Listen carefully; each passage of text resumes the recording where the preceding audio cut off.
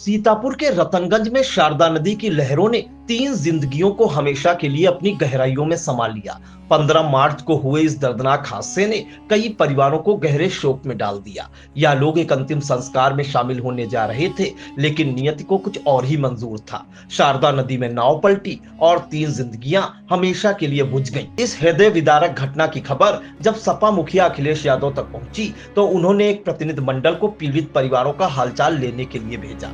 बुधवार को सपा प्रतिनिधियों ने शोक संतप्त परिवारों से मुलाकात की, दुख की इस घड़ी में उनका हाथ थामा और हर संभव मदद का भरोसा दिलाया।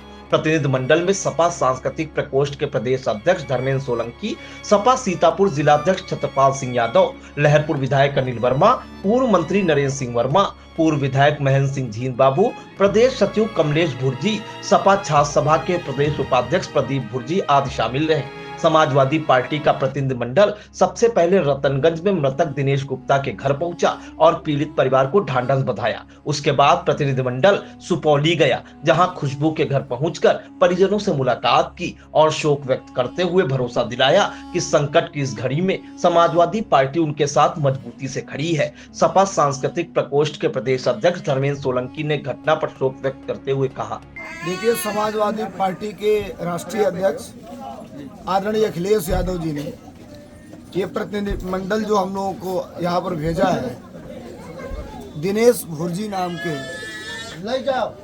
एक नौजवान ने चचेरे भाई को नदी में डूब रहे उसको बचाने के चक्कर में अपनी जान गंवा बैठी और उसके अगले दिन अंतिम संस्कार में रिश्तेदार लोग जा रहे थे नदी में नाव पर बैठकर, नाव बैठ गई जिसमें 3 लोग अपनी जान गंवा बैठे, जहां पर मैं हूं यहाँ।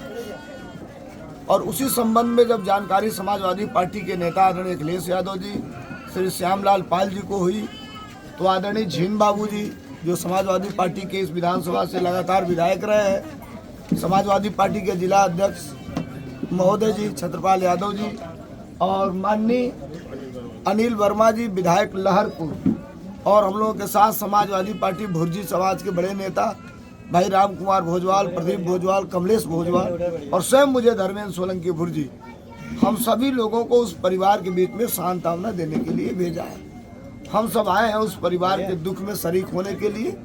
हम लोग की पूरी संवेदनाएं उस परिवार के साथ है। मृतकों को वापस तो नहीं कर सकते, लेकिन इनके सुख में, इनके दुख में हमेशा हम लोग बराबर के भागीदार बन के रहेंगे। भुर्जी समाज पूरा उनके साथ है, ये पूरा पीढ़ी परिवार उनके साथ है। और हम सरकार से मांग करते हैं कि जिन 3 लोगों का पीएम हो गया उनको सरकार ने आंशिक सहायता दिया है, आंशिक सहायता, और एक नौजवान जिसका पीएम नहीं हुआ उसको अभी कोई सरकार की तरफ से आर्थिक सहायता नहीं मिली है। हालांकि उसने बहादुरी का ही परिचय दिया।